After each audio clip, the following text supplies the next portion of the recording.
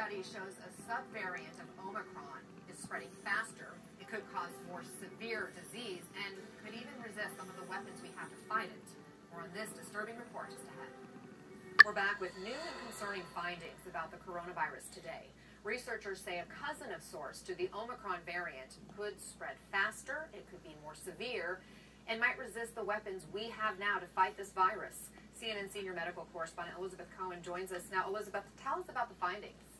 And I just have to say, even just hearing you say those words in my heart, I'm like praying, please let this not be true. But we do have to tell you what we're hearing and what's being reported in studies. So let's go over this, as you said, cousin to the Omicron variant. It is for now being called BA2. It doesn't get a Greek letter until it's reached sort of a certain proportion that it hasn't gotten to yet. But here are the basics. So it's believed to be more communicable and possibly, it's important to say possibly more severe than Omicron. It's already been spotted in 74 countries and in 47 states. And I think this is a very important part, that it's already become dominant in 10 out of those 74 countries. It's also believed that the vaccine, in the same way that it didn't work as well against the original Omicron as anyone would have liked, it also doesn't seem to work so well against this new variant or version of the variant, and it certainly helps if you've been boosted recently.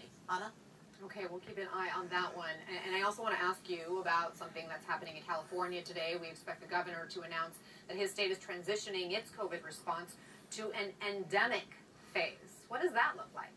Right, what that looks like is, how do we live with COVID-19? Instead of trying to think, how do we, sort of fight it and get it out of our communities, how do we in some ways, accept maybe too strong a word, but how do we live with COVID-19 and protect ourselves as much as possible? So I think that other states they may not be labeling it as such, but they're also moving in that direction. So let's take a look. There are 9 states in the District of Columbia that have said that they're already lifting or easing their mask mandates, and that they will be doing so in the coming states. So these 9 states plus DC are either lifting or easing up on mask mandates. Either already they have, or they will be doing so soon. Now, let's look at this from the CDC point of view. The CDC isn't telling anyone to do that. The CDC, on the other hand, is saying, if you have high transmission in your community, you should be having indoor mask mandates. And look at this red. All those places in red are having high levels of community transmission. So therefore, the CDC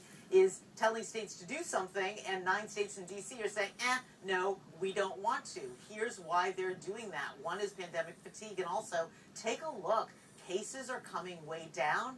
And in addition, you can see them just taking that nosedive. And then in addition, hospitalizations are also coming way down. So the thinking is that the CDC, well, we know that the CDC will be announcing something likely in the coming days. They may be saying, you know what, it's okay to ease off of some of these mandates. Anna?